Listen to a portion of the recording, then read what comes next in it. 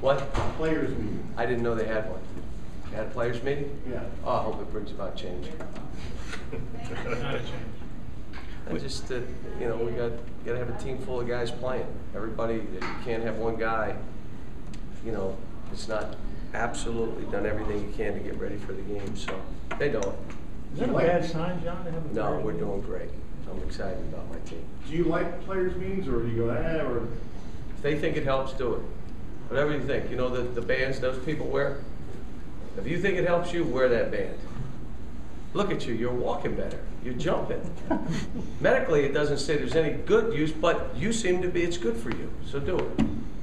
Well, they said they talked about off the court distractions, maybe like going to bed at the right time. Sounded like they were talking about some of the things you were asking them to do, make sacrifices, think about it. You have to talk to them. I don't know anything about it.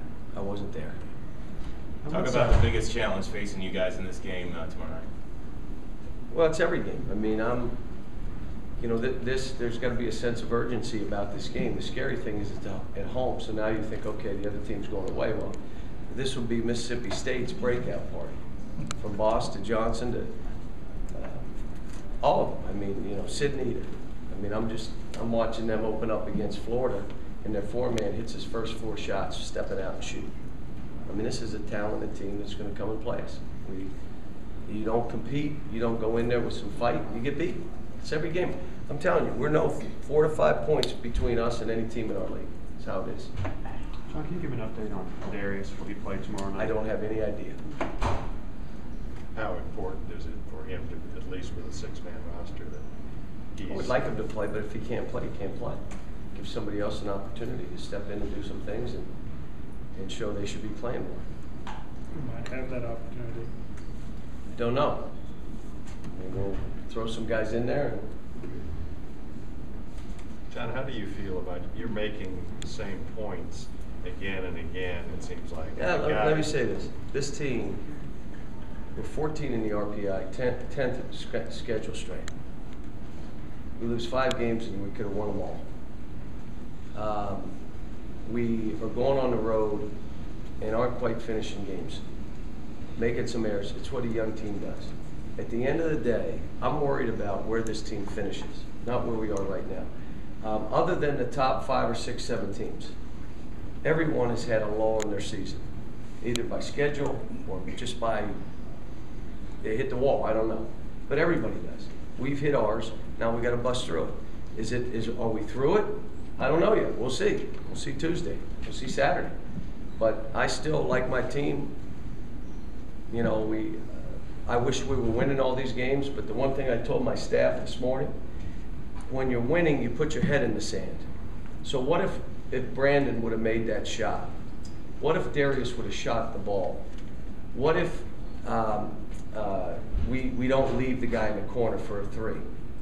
And all of a sudden we win those 3 games. You know what? I'm sitting here telling you all's good in Candyland. We're all good.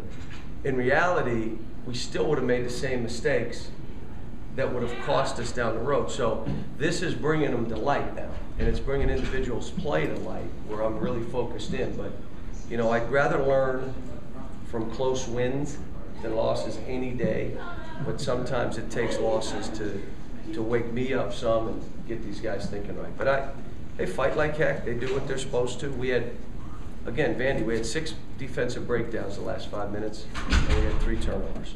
And wait a minute, it's a 2-point game with 40 or 50 seconds to go. We have a chance to win. Think about what I just said. I mean, what? And they fought and came out of some timeouts and executed and made shots, and you know, but we're still those errors. So we're doing some stuff now to try to figure those things out and get those guys to play through it. But we'll see. Do you feel like this team's out of crisis mode now? No. I mean, a crisis is loss. If you're telling me like, oh my God, no. Just think about the games we played. To lose at Florida, to lose at Vanderbilt, most teams in the country are going to go in there and lose. To lose at Alabama right now doesn't look so bad. Did at the time, but that doesn't look so bad. We had a couple other games. Georgia's a tough place to play, especially when we played them. They were really playing well, 11 in a row. But at the end of the day, you got to nip a couple of those to be where we're trying to go, and we didn't. But you just move on. I mean, what are you going to do? I mean, we're looking at them, we're learning from them. I like my team, I believe in the team. Some guys got to change. you know, got to do some things different. Got to look in themselves and take responsibility. No excuses. Got some excuse makers right now, but they're changing because I think, again, they're looking at this and they're not happy. If they had a team meeting, I imagine wasn't a kumbaya. It was, you know, it was probably something more than that. But like I said, you know, it's good to get home. I had to ask the guy to tell him, are we playing on the road or at home? Where are we playing? I mean, I forget what Rupp looks like. We went on the road so much. So. Can't leave him